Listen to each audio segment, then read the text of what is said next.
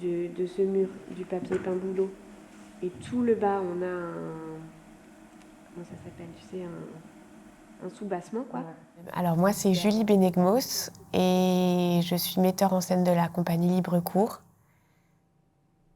Et moi, c'est Marion Coutarel et je suis co-metteuse en scène du projet et tout est rentré dans le désordre. Donc on est basé à Montpellier. Moi, j'ai créé la compagnie il y a 10 ans. Et voilà, là, c'est notre 3e spectacle. Et tout est rentré dans le désordre. Du coup, c'est un projet qu'on a démarré il y a déjà 3 ans via une résidence de travail, de recherche au TNG de Lyon. C'était une résidence, c'était un programme qui s'appelle le Vivier, qui permet de faire de la recherche sur un sujet pendant 2 ans, sans avoir à produire ensuite de spectacle. Et donc la thématique de recherche sur laquelle on a été sélectionné pour cette résidence, c'était la thématique de la mort et des funérailles. Donc voilà, donc pendant 2 ans, on a fait des interviews, on a accumulé de la matière, on a fait de la recherche, lu beaucoup de textes, d'essais, et puis voilà, au bout des 2 ans, on s'est dit que quand même, avec tout ce qu'on avait maintenant comme documentation et comme imaginaire et comme réflexion sur le sujet, on avait envie d'en faire un spectacle. Ce qu'on peut juste rajouter aussi, c'est un peu tous les métiers du funéraire ont été approchés sous forme d'interview et de lecture aussi. Donc que ce soit une personne responsable du fossoyage, une thanatopractrice, des personnes qui sont plutôt liées aux innovations aussi en matière de funéraire, enfin vraiment toute l'ampleur des métiers liés à ça.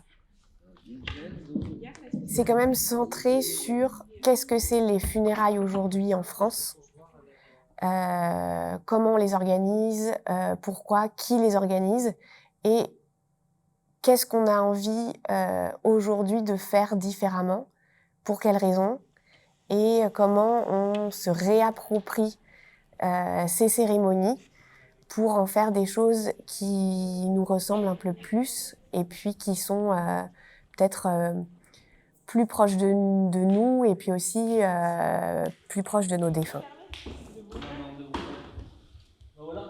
L'idée de départ, c'est de déconstruire une boutique funéraire.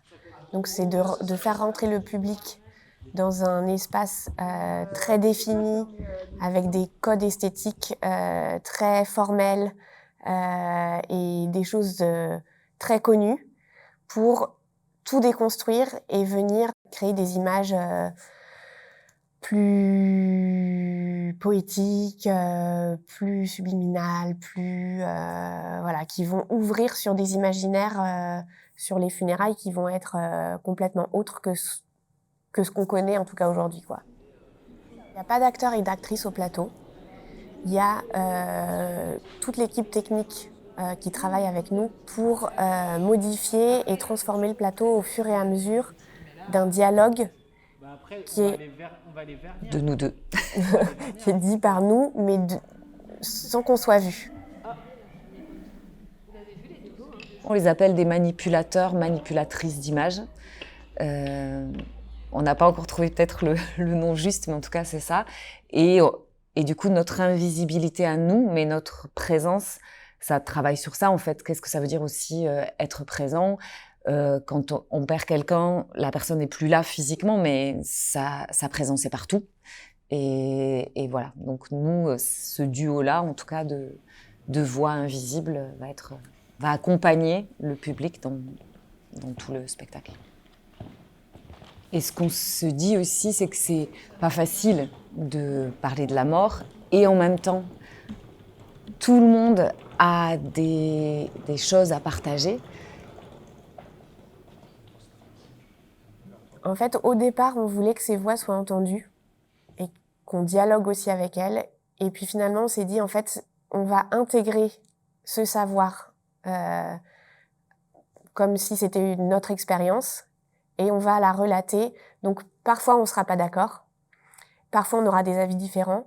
Et parfois, on sera là pour donner aussi juste des informations liées aux funérailles, aux lois, à des choses qui permettent aux gens de ressortir aussi du spectacle avec des infos qui sont hyper importantes pour la suite, en fait, j'ai envie de dire, parce qu'en fait, plus on connaît nos droits et plus on parvient à faire des funérailles qui nous ressemblent.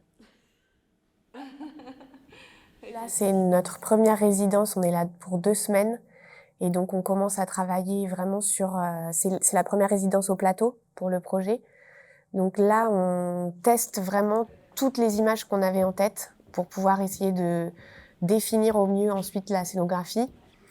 Et on revient en septembre-octobre pour 3 semaines. Et là, c'est 3 semaines avant la première. Et donc là, ce sera vraiment pour finaliser les images, le texte, la lumière, et puis jouer, quoi.